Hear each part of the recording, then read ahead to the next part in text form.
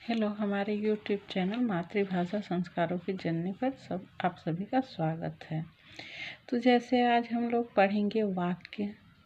वाक्य क्या है, वाक्य के कितने भेद हैं, वाक्य के कितने अंग हैं। ठीक है, तो हम लोग देखते हैं वाक्य क्या है। तो साधारण भाषा में बोले तो शब्दों के सार्थक समूह को हम लोग वाक्य कहते हैं।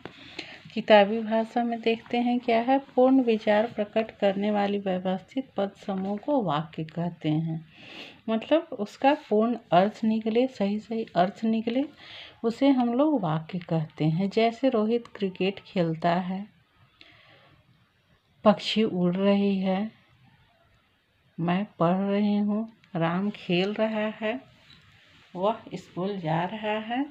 ये सब क्या हो गया, वाक्य हो गया। अब हम लोग देखेंगे वाक्य के अंग। तो वाक्य के दो अंग हैं, पहला है उद्देश्य और दूसरा है विधेय। तो उद्देश्य क्या है, वाक्य में जिसके बारे में बताया जाता है उसे उद्देश्य कहते हैं, और दूसरा है उद्देश्य के विषय में जो कहा जाता है उसे विधेय कहते हैं। जैसे राम खेल रहा है, तो उद्देश्य हो गया राम, और खेल रहा है क्या हो गया, विधेय हो गया। तो जैसे यहाँ बुक में दिया गया, हिमांशी जाती है, बुढ़ापा स्वयं एक रोग है, मेरी बहन प्रिया सहेली के घर जाती है, बच्चे क्रिकेट खेल रहे हैं। तो जैसे बच्चे क्रिकेट खेल रहे हैं, तो बच्चे क्या हो गए, उद्देश्य हो गया, क्योंकि बच्चे के बारे में बताया जा रहा है। और क्रिकेट खेल रहे हैं क्या हो गया, विधेय हो गया। बुढ़ापा स्वयं एक रोग है, तो बुढ़ापा क्या हो गया, उद्देश्य। स्वयं एक रोग है क्या हो गया, विधेय हो गया, क्योंकि बुढ़ापा के बारे में बताया जा रहा है तो उद्देश्य हो गया। और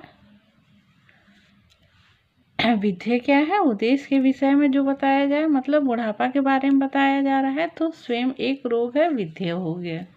इसी तरह हिमांशी जाती है, तो हिमांशी क्या हो गए, उद्देश्य, और जाती है विधेय हो गई।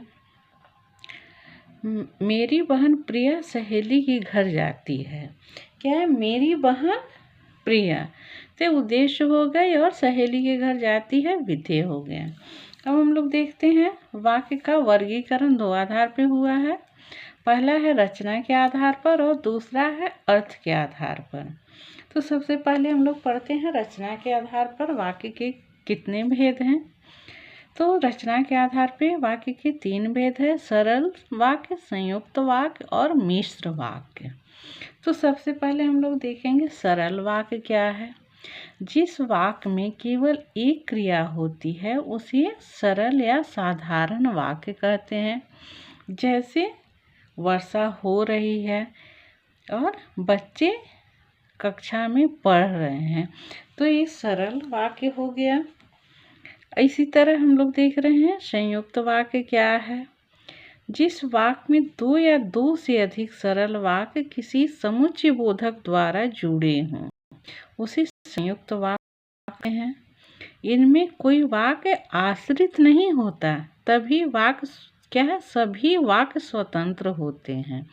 इसमें क्या बताया गया है, इसमें कोई वाक्य स्वतंत्र नहीं होता है, लेकिन इसमें दो या दो से अधिक सरल वाक्य किसी समुच्चय बोधक द्वारा जुड़े होते हैं तो संयुक्त वाक्य होते हैं। जैसे वह सुबह घर गया और शाम लौट आया, तो यहाँ क्या है, समुच्चय बोधक और हो गया। वह सुबह घर गया और शाम को लौट आया, तो दो वाक्य को जोड़ रहा है, और जोड़ कौन रहा है, और क्या हो गया, समुच्चय बोधक। इसी तरह हम लोग देखते हैं तुम चाय लोगे या कॉफ़ी। तो यह क्या है, तुम चाय लोगे या कॉफ़ी, मतलब या लगाया जा रहा है, दो वाक्य को जोड़ा जा रहा है, या क्या हो गया, समुच्चय बोधक हो गया। आगे हम लोग देखते हैं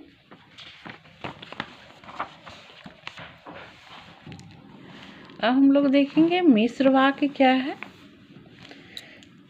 जिस वाक्य में एक प्रधान उपवाक्य एवं अन्य आश्रित उपवाक होते हैं उसे मिश्र वाक्य कहते हैं। क्या है?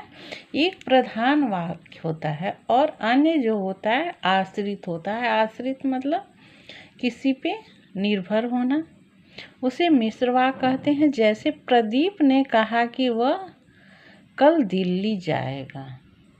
क्या है? प्रदीप ने कहा कि वह दिल्ली जाएगा। इसी तरह इस वाक्य में प्रदीप ने कहा प्रधान उपवाक है, वह कल दिल्ली जाएगा क्या है? आश्रित है। आज ऐसा कौन व्यक्ति है जिसने महात्मा गांधी का नाम न सुना था? इस वाक्य में क्या है? आज ऐसा कौन व्यक्ति है, प्रधान वाक्य उपवाक हो गया, और जिसने महात्मा गांधी का नाम नहीं सुना है तो आश्रित हो गया। तो अभी हम लोग पढ़े वाक्य की परिभाषा, वाक्य के दो अंग उद्देश्य और विधेय, और वाक्य के भेद पढ़े हम लोग 3 सरल संयुक्त मिश्र रचना के आधार पे। धन्यवाद, थैंक यू। आगे हम लोग नेक्स्ट वीडियो में पढ़ेंगे।